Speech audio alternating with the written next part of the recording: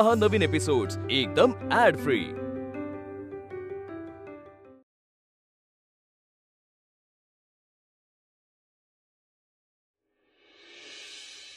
इतकी वर्ष खोलीत बंद होते, वाटत होतं आपण जनावरांचं जीवन जगतोय, पर आज ध्यानात आलं जनावर हित नाही बाहेर मोकाट फिरत होती। जनावर नाही गिधाड आहेत, गिधाड टोचून टोचून लचक तोडणारी।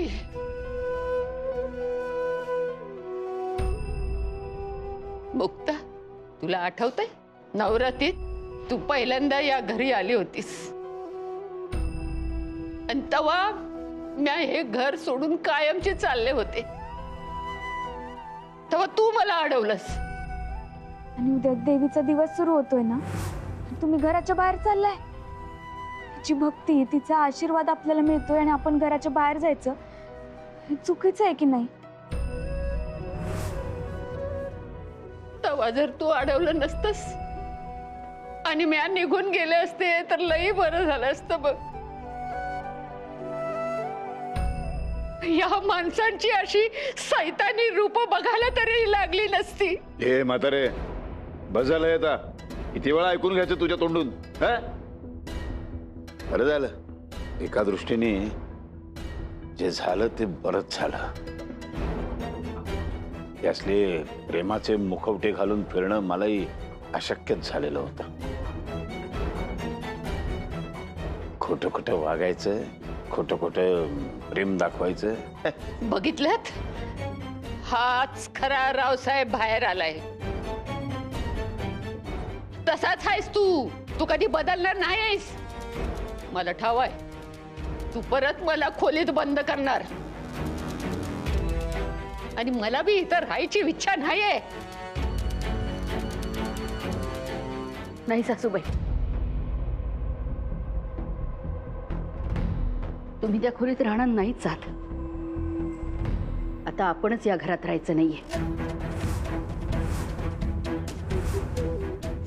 लोकांना काय द्वेष करायचं ते करू देत, घराचं वाटोळं करायचंय, वाट लावायची ती लावू दे। मुक्ता, तर सारंगला घेऊन ये। आपण चौघं आत्ताच्या आत्ता हे घर सोडून बाहेर पडतोय।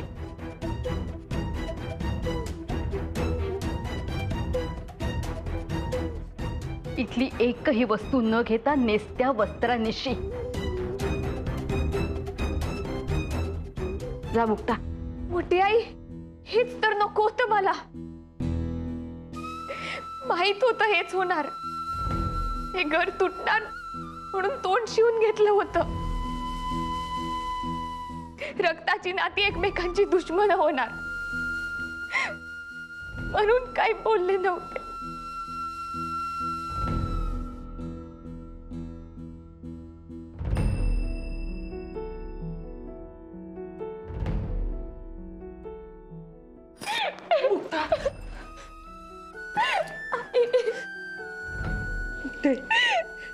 बाळा, रडू नकोस। नका थांबू, तिला रडू दे। मनातलं जे काही आहे ना ते सगळं बाहेर पडू दे, तिच्या मोकळी होऊ दे तिला। त्याच्या पुढे जे काही घडणार आहे ते मनात साठवायला जागा तरी हवी ना तिला।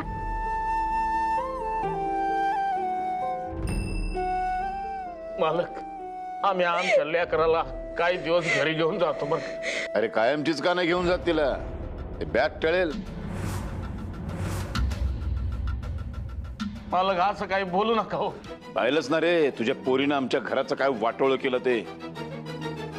नात्यांमध्ये विष कालवलं, माझं घर मोडलं तिने।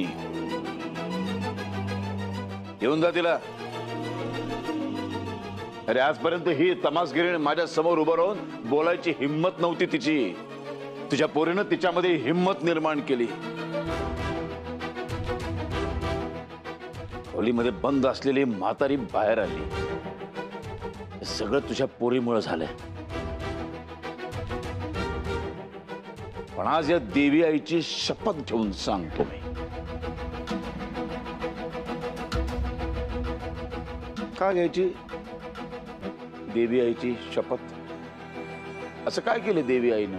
काय भलं केलं माझं?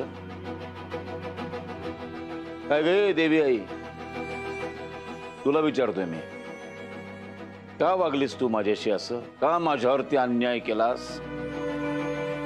काय कमी केलं मी तुझं? सांग ना. इतकी वर्ष तुझी पूजा केली, तुझ्या आरत्या केल्या, तुझे सण साजरे केले, उत्सव साजरे केले, धूमधडाक्यात साजरे केले, करोडो रुपये खर्च केले, गाव जेवण घातली. काय कमी केलं मी तुला? का वागलीस माझ्याशी असं तू? असं काय मागणं मागितलं होतं का मी? फक्त एकच मागत होतो, ही मुक्ता माझ्या घरामध्ये सून म्हणून येता कामा नये.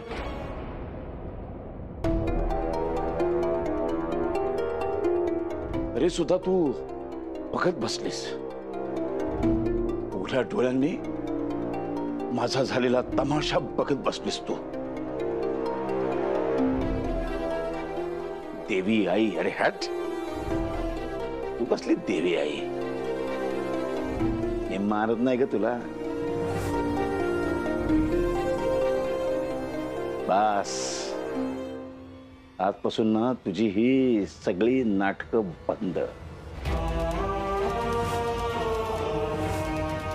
आजपासून या घरामध्ये तुझी पूजा बंद, आरती बंद, सण वार बंद, नैवेद्य बंद, उत्सव बंद.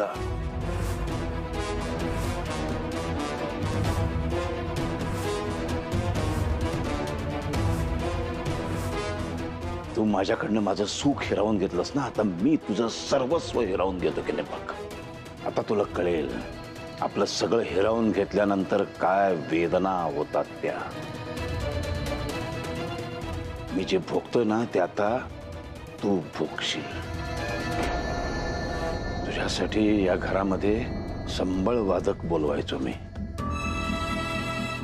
ती संबळ, ते टाळ, मृदुंग, म्हातारीची तमाशात वाजवली जाणारी ढोलकी, तिच्या पायातले घुंगरू, ही सगळी वाद्य म्हणजे माझ्या कुटुंबाला, माझ्या आयुष्याला लागलेली कीड आहे. ही कीड आता उचलून बाहेर फेकून द्यायची वेळ आलेली आहे. बस.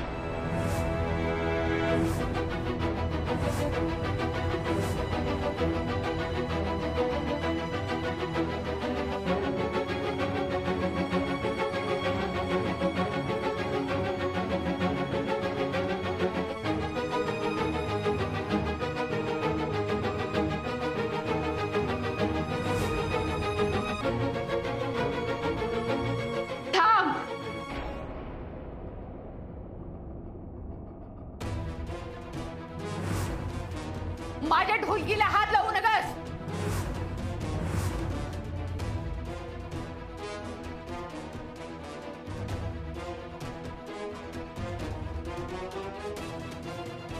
सोडती ढोलकी.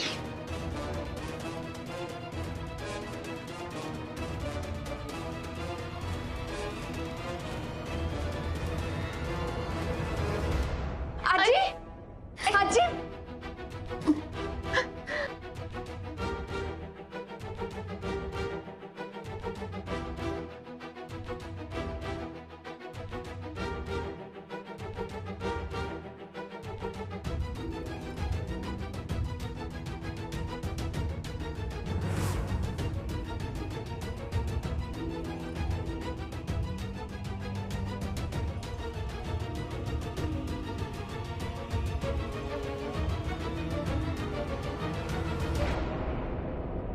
हे अत्यंत चुकीचं करताय तुम्ही. बाजूला हो वैजंती, बाजूला हो.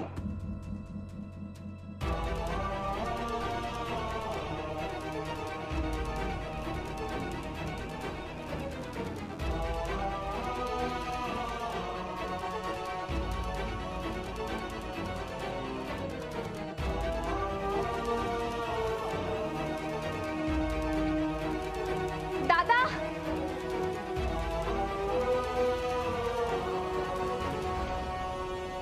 नाही, हे आमच्यासाठी फक्त वाद्य नाही आहेत, आमचे देव आहेत, आमची भक्ती, आमची श्रद्धा आहे ही.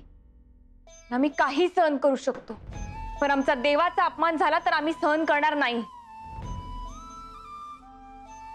तुम्हाला कळत नाहीये तुम्ही किती मोठी चूक करताय. काही झालं तरी मी तुम्हाला ही चूक करू देणार नाही. ही अक्कल तू मला नाही शिकवायची. माझं घर आहे, मला जे हवं ते मी करीन इथे, कळलं? मुक्ता,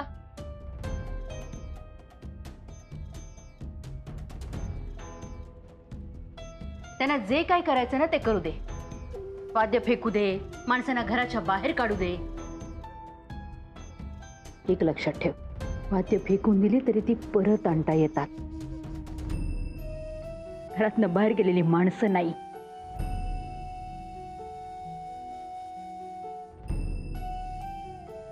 थांब वैजंती, हे घर माझं आहे. या घरातनं कुणी बाहेर जाणार असेल तर माझ्या मुक्ताला तरा देणारी माणसंच जातील.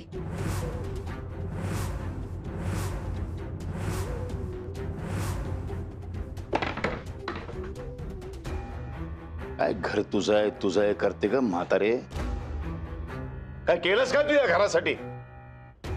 मी उभं केलं हे घर, मी घाम गाळलाय, रक्त सांडलंय, मी मेहनत केली, पैसा कमावलाय, तेवढं हे वैभव उभं केलंय मी.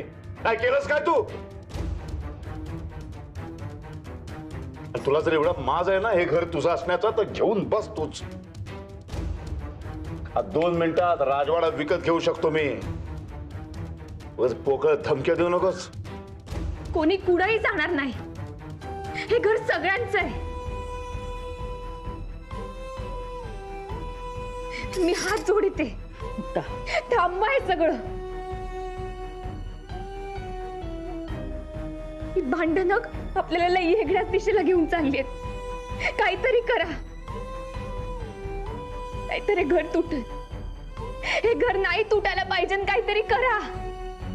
आजी, मोठ्या मालकीनबाई, लई साधी गोष्ट मागती माई मुक्ता. हो, तुम्ही तरी ऐका तिचं. अहो, कुणीतरी माघार घेऊन हे सगळं थांबव. कुसुम, ती त्यांच्या घरची गोष्ट आहे, ते पाहून घेतील. आपण आता निघायला पाहिजे. हो, पण अगं, तिचा संसार आहे, ती पाहून घेईल. चल.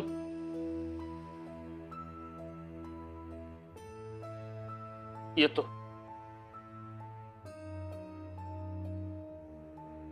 मालक,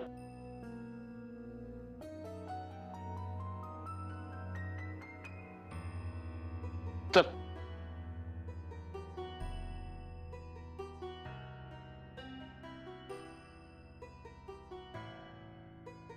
चल चल.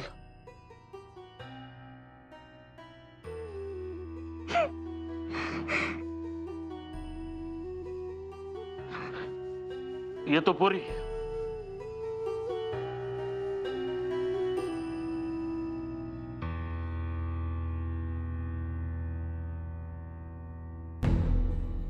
झाला ना सगळ्यांचा तमाशा बघून?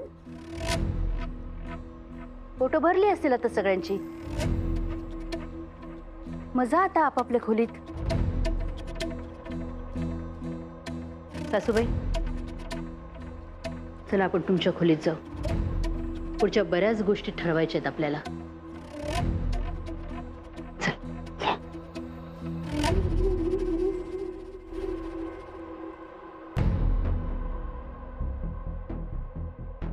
गायत्री, चल.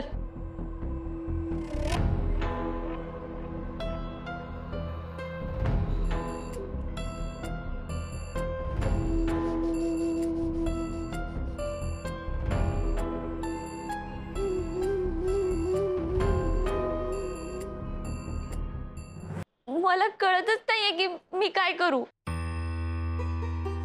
मी माझ्या आईबाबांशिवाय नाही राहू शकत. आणि त्यांनी जे केलंय ना, त्यामुळे मला मी अनाथ झाल्यासारखं वाटायला लागलंय. जया, काही पण बोलू नकोस. हे तुझंच कुटुंब आहे. दादांना दाखवता येत नसलं ना तरी लय जीव आहे तू यावर. मगाशी नाही का ते तुला म्हणाले, हे बघ जया, तुला कुठेही जायची गरज नाहीये. तू इथेच राहायचेस.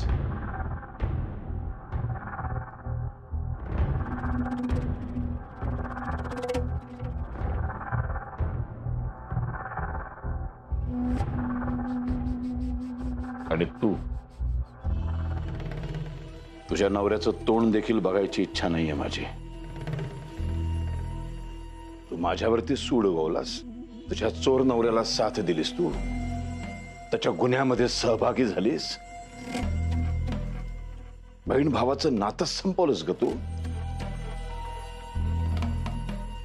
आणि तुला काय वाटतं, एवढं सगळं झाल्यानंतर मी तुला इथे राहायला मुभा देऊ?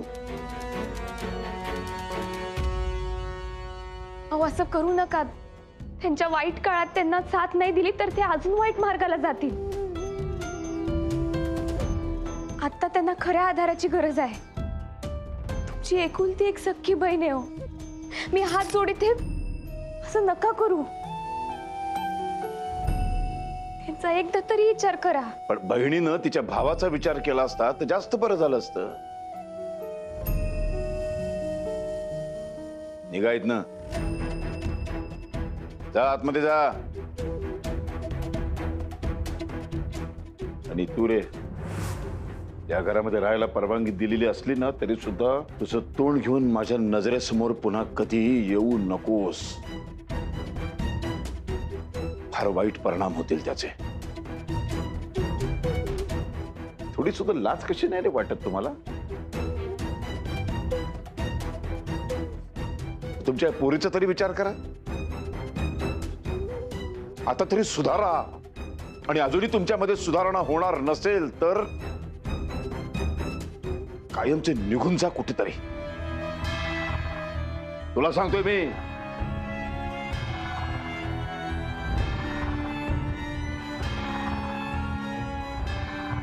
निघा.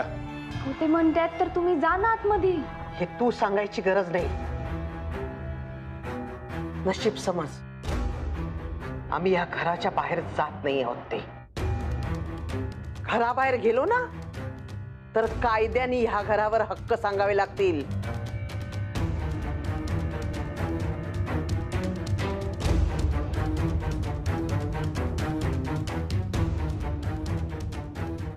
चला हो.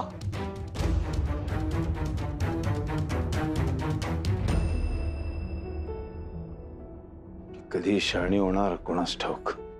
दादा मामा, त्यांनी तुम्हाला सॉरी म्हणायला हवं होतं. त्यांच्या वतीनं मी तुम्हाला सॉरी म्हणते. आणि यापुढे मी कधीच नवीन घर मागणार नाही. बाबांनी खूपच चुकीचं केलं.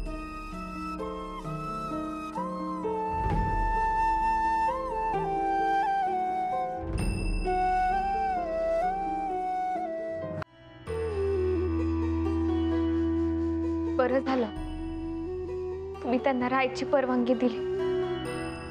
या सगळ्या भानगडीमध्ये माझं घर तर तुटलं ना. आपण हे घर तुटू द्यायचं नाही. आपण म्हणजे कोण? तू आणि मी. तुझी गरज नाही मला. माझं घर सावरायला मी एकटा समर्थ आहे. मी एकटा माझ्या माणसांना या घरामध्ये परत आणू शकतो. तुझी गरज नाही मला. ज्या माणसांवर मी प्रेम केलं, वैजयंती, सारंग, ते मला सोडून निघालेत. तिचा मी कायम तिरस्कार करतो. ती तू मात्र तू का नाही जात ग कायमची सोडून? तुमच्या मर्जी विरुद्ध आले असले तरी घर तोडायला आले नाही. नवीन नाती जोडायला, माणसं जोडायला आली. आणि हे लक्षात घ्या की आता या घरात आपण दोघेच असे आहोत ज्यांना हे घर एकत्र राहावं. इथून माणसं जाऊ नये असं वाटतंय.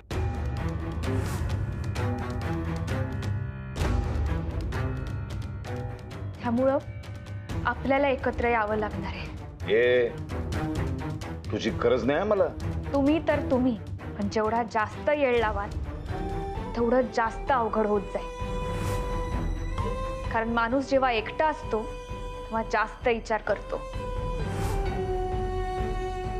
मला कळतं ते. तू मला सांगायची गरज नाही, कळलं ना?